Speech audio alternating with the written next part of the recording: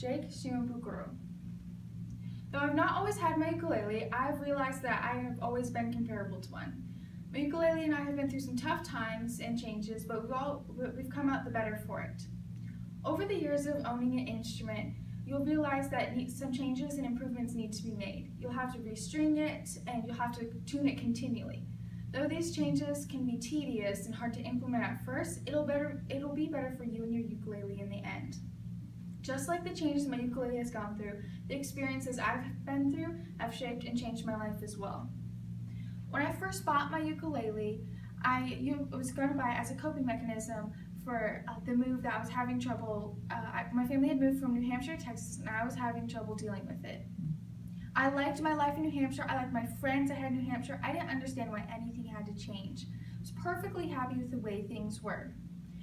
My old New Hampshire life is much like the original strings my ukulele came with. They were seemingly perfect, they were happy, and I didn't think anything needed to be changed about it.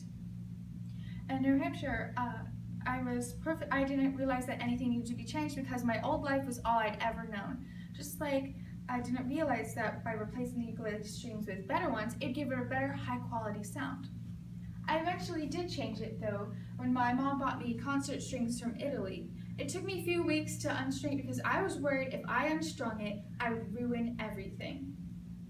But once I did, my dad pulled up a few how-to YouTube videos and I unstrung it tentatively, and when I put everything back together, I was amazed. When I strummed it, it sounded worlds better, less like a toy instrument and more like an instrument I had gotten straight from the Hawaiian Islands. I loved it. And I realized that just like how I didn't realize change was good for my ukulele, in my old New Hampshire life, I realized that I should stop hanging on to those old memories and start making new memories with new friends. Because with all my new friends, I became a happier person and I wasn't afraid to change anymore. And my old life had become unstrung, and I restrung with new experiences, and I became and sounded more beautiful because of that. Now I replaced the strings, but I still have to continually retune it because when you have an instrument, it gets out of tune and sounds twangy. I tune it to get it back to that sweet sound, and so I can continue to play it. It takes a bit of tweaking and isn't always perfect, but I work at it until I'm satisfied with the outcome. Just like my life is just, after all, if I continue to play on an untuned ukulele, who's going to want to stop and listen to me? My life is much the same because over time it gets out of tune, but if I listen carefully, I can realize when changes need to be made and educate myself in my opinions so that people will want or be more inclined to listen to what I have to say. It may take a few tries, but I'm going to work on it until I'm satisfied with my life.